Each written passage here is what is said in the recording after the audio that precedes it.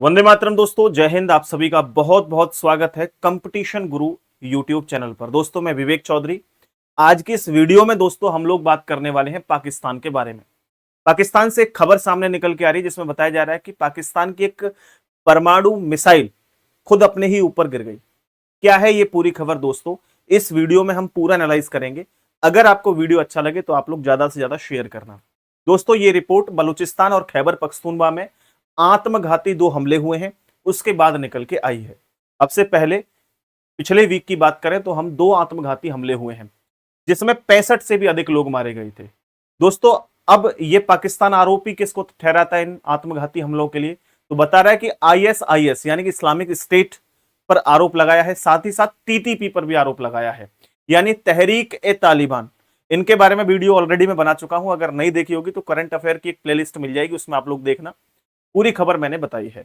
एक और मैं आप लोगों को बहुत एक खतरनाक सी खबर बता दूं पाकिस्तान के बारे में। अगर हम वर्ष 2023 में देखें तो सितंबर के महीने में सबसे ज्यादा अटैक हुए हैं आत्मघाती या आतंकवादियों के। दोस्तों 2014 में कोई एक महीना ऐसा था जिस महीने में बहुत ज्यादा आत्मघाती या आतंकवादी हमले हुए थे। उसके बाद 2023 में सितंबर का महीना ऐसा जिसमें 99 हमले हुए हैं पाकिस्तान में, जिनमें अगर हम लोगों की मौत की बात करें तो 112 लोग मारे गए और 87 से भी अधिक लोग घायल हुए।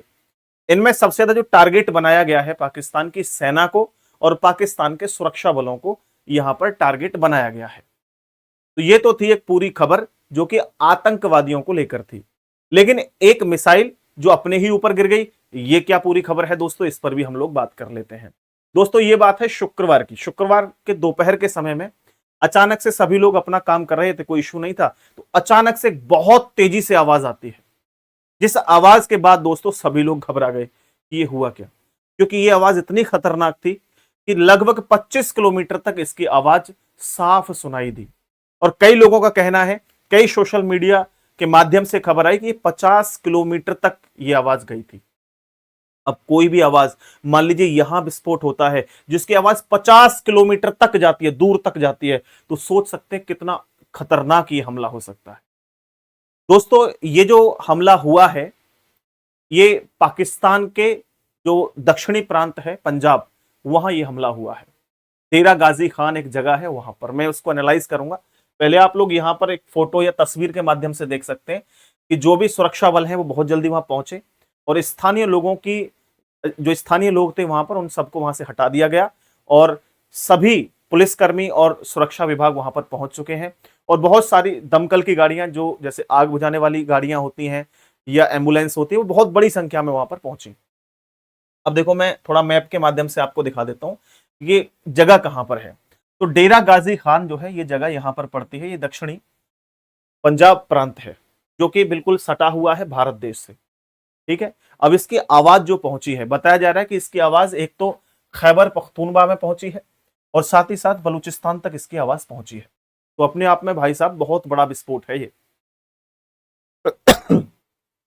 अब दोस्तों इसके बाद अगर हम बात करें तो वीडियो में तो बहुत खतरनाक मामला दिखाई दे रहा है। अगर आप वीडियो, मैंने हालांकि लगाई नहीं है, सोशल मीडिया पे आप लोग वीडियोस देखना, बहुत सारी वीडियोस दे रखी हैं वहां, ठीक है।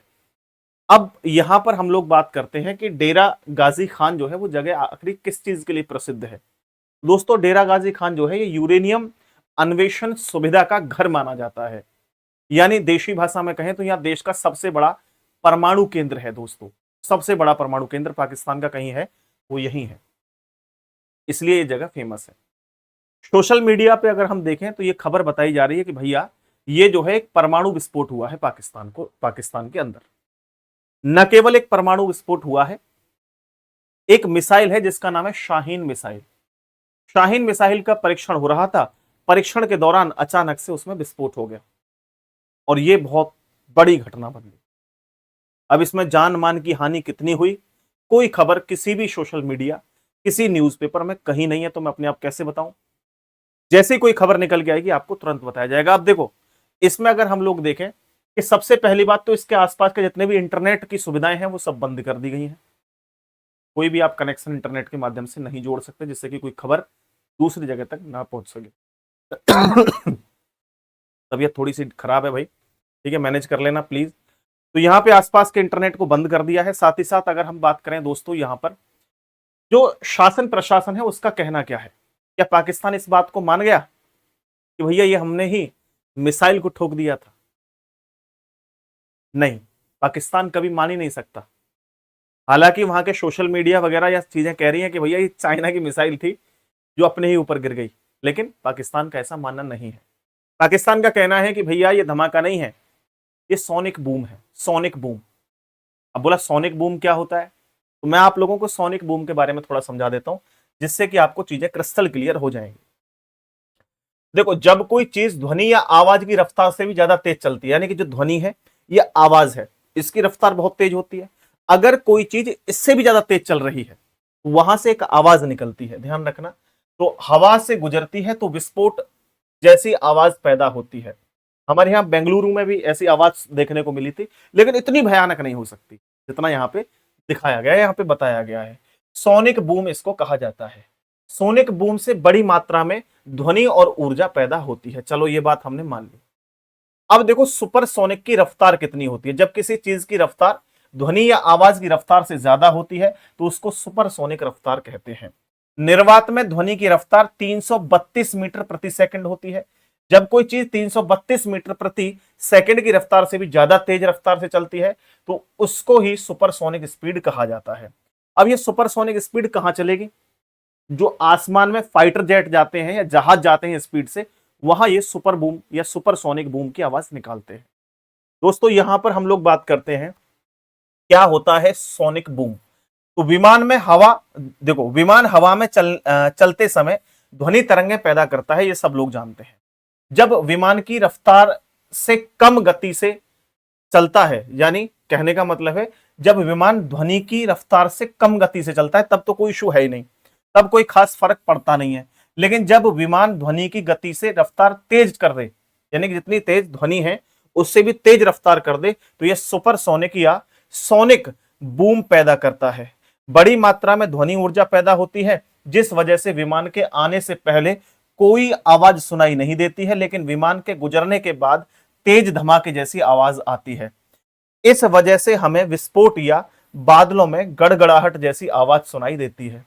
दोस्तों ये ऐसा बहुत रियर केस में होता है, ऐसा नहीं है कि हर बार ऐसा होता होगा, नहीं, बहुत रियर केस में ऐसा होता है। इसी के साथ साथ हम देखें तो ऐसा नहीं है कि इसकी आवाज 25, 30, 50 किलोमीटर तक पहुंचेगी, नहीं, इतनी खतरनाक आवाज भी नहीं होती। हाँ ये बात सही है कि आवाज बहुत भयानक होती है, लेकिन मिसाइल की आवाज में और इस सुपरसोनिक की आवाज में अंतर होता है। पाकिस्तानियों भाई हमें समझाने की कोशिश मत करो, हम अच्छे से जानते हैं, 1-2 दिन में खबर सामने आ जाएगी, और 1-2 दिन में ही क्या, आज या कल में ही खबर सामने आ जाएगी। फिर कंपटीशन गुरु वाले स्टूडेंट के पास ये पूरी खबर सामने होगी और हम बताएंगे खुद। अब दोस्तों एक और बात हम लोग थोड़ा समझ लेते हैं। अगर हम मिसाइल की बात करें तो पाकिस्तान ने जो मिसाइलें हैं वो भारत से ज्यादा बनाई हुई हैं। जो परमाणु एक तरीके से मिसाइल हैं वो आप देखिए सबसे ज्यादा रसिया के पास है, फिर उसके बाद यूएस के पास है, फिर चाइना के पास है, फिर फ्रांस के पास है, फिर यूनाइटेड किंगडम यानी यूके के पास है। उसके बाद आप लोग देख सकते हैं कि भारत से भी ज्यादा, भारत के पास 164 मिसाइल हैं जो कि परमाणु मिसाइल हैं। और अगर हम बात करें पाकिस्तान के पास, तो पाकिस्तान के पास लगभग 170 मिसाइलें हैं। और ये बताया जा रहा है कि 2025 तक, एक रिपोर्ट में अभी पढ़ रहा था जिसमें बताया जा रहा है कि 2025 तक इसके पास जो है वो 200 से भी अधिक जो है वो परमाणु एक तरीके से मिसाइल होंगी। ठीक है, न्यूक्लियर बॉम्ब इनके पास होंगे पाकिस्तान के पास। अब ये ऐसा कर क्यों रहा है, इसे क्या जरूरत पड़ रही है भाई बॉम्ब वगैरह की? तो इसको जरूरत पड़ रही है कि आसपास के, जैसे भारत है, सबसे बड़ा दुश्मन देश तो इसका भारत ही है, तो भारत से लगता है इसे डर, भैया आर्मी से तो मुकाबला कर नहीं सकते, केवल गीदड़ भभकी दे सकते हैं कि हमारे पास मिसाइल है, हमारे पास मिसाइल है। तो दोस्तों अगर देखो एक बात समझो, क्या पाकिस्तान कभी गुस्से में आकर के मिसाइल छोड़ सकता है? नहीं, कभी नहीं छोड़ सकता। बोला क्यों नहीं छोड़ सकता? कि लास्ट टाइम जो मिसाइल कोई छोड़ी गई थी परमाणु वाली, वो छोड़ी गई थी हिरोशिमा पर, नागासाकी और हिरोशिमा पर। उस समय की अगर हम देखें तो बहुत ज्यादा देशों के पास परमाणु हथियार नहीं थे केवल अमेरिका जैसे देशों पर ही हथियार थे और किसी के पास थे ही नहीं।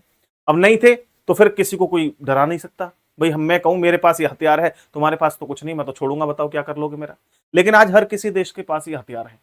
तो अगर मान लीजिए पाकिस्तान कोई अटैक करता है या विस्फोट करता है या अपनी मिसाइल को छोड़ता है, तो एक मैप के माध्यम से समझने की कोशिश करिए कि मान लीजिए डेरा गाजी में ही कोई मिसाइल यहां से छोड़ता है, तो पहली बात तो जब ये मिसाइल भारत पर छोड़ता है या कहीं भी छोड़ता है, तो इसको तुरंत डर रहेगा कि भारत भी तो बैक कर सकता है भाई, क्योंकि एक बार में पूरे देश को तो कोई मिसाइल बर्बाद कर नहीं सकती।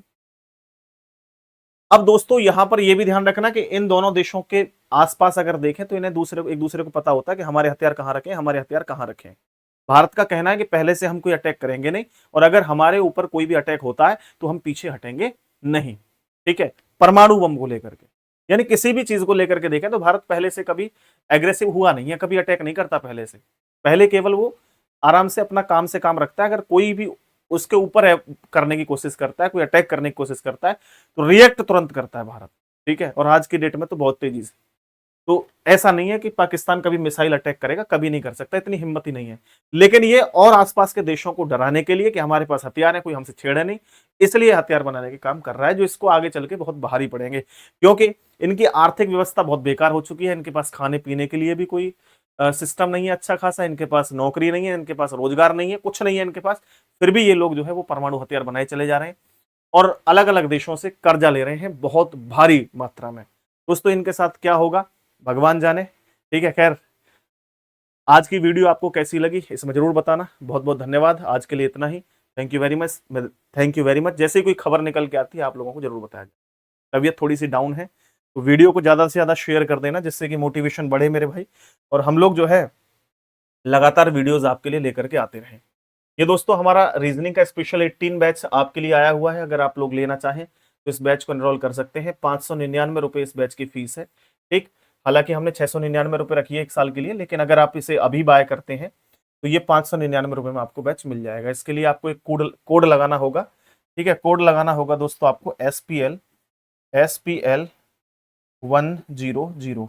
अगर SPL 100 कोड लगाओगे तो 100 रुपए की छूट मिल जाएगी, यानी 699 रुपए वाला बैच 599 में हो जाएगा।